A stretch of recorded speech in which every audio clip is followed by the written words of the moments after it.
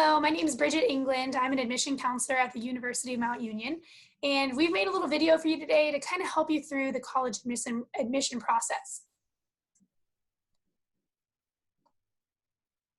Thanks, Bridget. And my name is Eric Young. I'm the Director of Admission at Mount Union. Wanted to just thank you for taking the time to view this video and to learn a little bit about the process of looking for a college or university. So as you're going through the process, there are a lot of things to think about. And you can see on the screen there some of the key factors that students are thinking about as they're considering where to go to school. Ultimately, what you're wanting to think about is what's important to you. Is it the size of the school? Is it how close or far away from home you're going to be? Is it your major? Is it an athletic program that you're looking to participate in?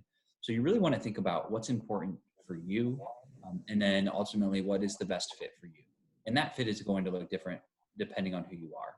I like to say sometimes it's a logical decision that you think about. Other times it's your heart and what feels right. And other times it might be a gut decision. So ultimately looking at what's available, what are your considerations, and what's the best fit for you.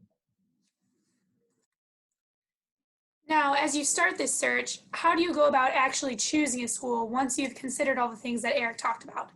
We recommend visiting as many schools as possible. Whether you think you want a big school or a small school, try visiting both so that you can be 100% certain how you feel. It's the best way to see what students do on the day-to-day and see what the student experience looks like. When you're visiting these schools, take note of what you like and don't like.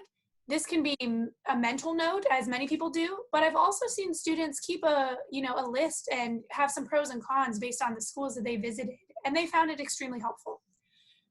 Once you've kind of narrowed down the top schools you like from visiting, I recommend revisiting these schools in a different way. So if you came for a big open house one day, maybe come for a private visit the next time, or a more individualized visit. If you're thinking about playing on a sports team, maybe come check out one of the games and see if it's a good fit for you in that way. At Mount Union, we give the opportunity for our students to potentially meet with a professor of an area that interests them, or see things a little bit more one-on-one based on what they're looking for. Every school will have different options for you, but what if visiting is not possible? Right now, obviously, due to COVID-19, there are restrictions on visiting campuses, but we're still trying to really serve our students the best we can, as many schools are. There are a lot of different virtual opportunities you can do to learn more about your schools. If you visit the admission website or try to get in contact with your admission counselor, some schools have a virtual tour like Mount Union does, where you can see our beautiful campus from your home and actually interact with it. We also allow students to meet one-on-one with a professor or an admission counselor if that's helpful for them as well. And many students, even outside of COVID-19, if you're looking to go to school out of state, you might have to utilize these opportunities until you narrow down the schools you want to look at and can actually make it a reasonable trip to get to that school. Yeah, so you may be thinking about your timeline and really, are you behind schedule? Are you ahead of schedule? Are you on track? So we put together, as Bridget's pulling it up here, a general college admission timeline utilizing what we're doing here at Mount Union. It's important to remember that this is a general timeline and it looks different for everybody. So if you haven't filled out your FAFSA on October 1st, that's okay. So we'll talk through this a little bit, but do know that everybody's on a little bit of a different timeline as they're going through the process. So most institutions, the applications are available for students as they're going into their senior year. For us, it typically opens through our website on July 1st. You will have additional ways that you can apply. So at Mount Union, we are a member of the Common Application, which is the availability to go in and apply through one central application and then select different schools to actually have that application sent to after you fill it out. So Mount Union is a member there. We also offer a third way to apply, which is through our what we call an express application, where you can apply through our mobile app, which is called Discover Mount Union. You can download that onto your phone and actually apply within just a few minutes. Once you apply to the schools you're looking for, most will require you to submit additional documents from your school. It might be a transcript or test score or things that Bridget will get into here momentarily. But you'll want to have those submitted to us so that way the schools can make an admission decision.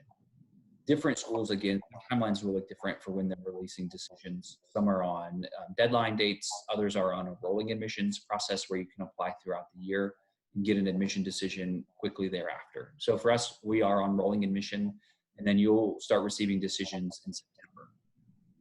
The next thing that people will start to look at through as they're in their senior year would be filling out that free application for federal student aid. You'll use tax information to fill that out, and that will help colleges determine what your financial aid offer looks like. Those offers through Mount Union will start being released in early December. I know some institutions, specifically if you're looking at state schools where they're relying a lot on state budgets and other things coming from the state, those come out a little bit later. The last thing on our timeline we have listed here is National Decision Day, which everybody has heard about. May 1st is kind of this National Decision Day. As Bridget was talking through the COVID-19 implications, that looks a little bit different this year, where a lot of schools are moving their deposit deadlines back to June 1st. As a rolling admission institution, we do not have a deadline for when to submit your deposit, and you can submit your deposit all the way up until the start of classes.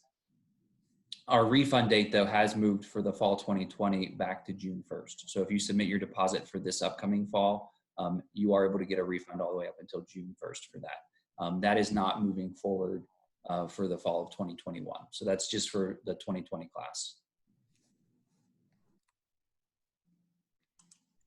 What are the admission considerations that colleges are looking at when you do apply? So number one, we look at your high school GPA. It's really important to hit the ground running because your freshman through junior years are just as important as your senior year. So that's one of our key indicators. Additionally, test scores.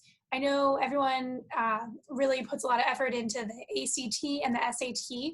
We do accept both, and if you submit multiple scores to us, we will take your highest score, and we're an institution that super scores as well. So if your highest sub-scores are different on different test dates, we will put it together to find your absolute highest composite score from all the different sections you've taken. At this point, though, many schools are moving toward a test optional policy. We've adopted one for this school year, and it will actually be in effect for the next 2 school years as well. So if you're applying for fall of 2021 or 2022, you'll also be able to be test optional at that point, and we'll see if that continues moving forward. Some schools, though, I definitely encourage you to still, send in those scores if you do have them. They can help you as we give academic scholarships, and some programs might require test scores. For example, our nursing program is a direct admit program. So when you apply to that, there's a little bit different criteria. So we're still going to prefer to see your test scores if you do have them available. Another thing that you're going to work on is your essay. This is how colleges check your readiness for college writing. So make sure it's polished work when you submit your essay, and check the prompt for each institution. And a lot of times you can use the same essay and tweak it a little bit and not have to write a ton of different essays, but make sure it applies to the prompt of the school you're looking at so you can really show them your best work. Additionally, some schools and some programs might require some other things to be submitted, such as letters of recommendation. Some might even have interviews for certain programs. So just make sure you're checking those admission requirements when you're applying.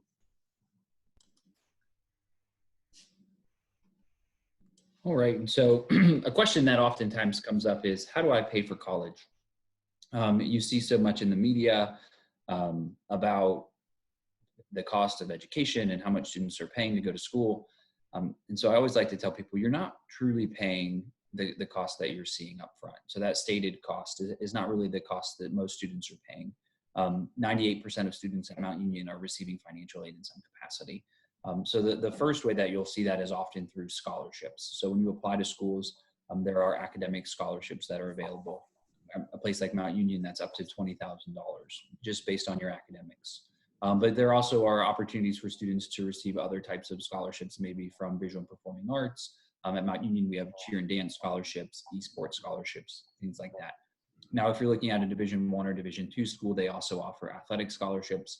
For Mount Union, as a Division III school, we do not offer athletic scholarships, but those other scholarships do exist here at Mount Union. Once you get through that process, there are other financial aid opportunities that come through that FAFSA that you're filling out.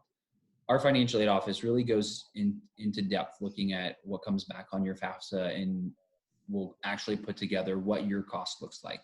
So at this point in your college search, don't let that sticker price or that initial cost deter you from looking at an institution.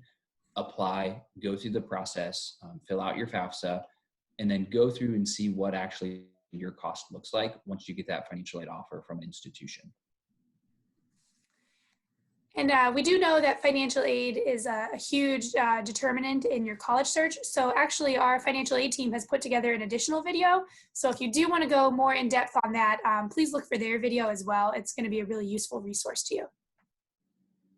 But that pretty much sums up the information we have today. If you do have any questions specifically about Mount Union, or you're still confused about some parts of the admission process in general, please reach out to us. Here are all the best ways to reach us here. If you want to visit Mount Union, this is also the best way to reach us. Currently, our virtual experiences are up and running, and we're ready to assist you and meet you via Skype or Zoom. And when we do have students back on campus, we're really excited to have our visits up and running again. So we thank you for looking at our presentation, and please reach out with any questions. Have a great day. Thank you. Thanks, everybody.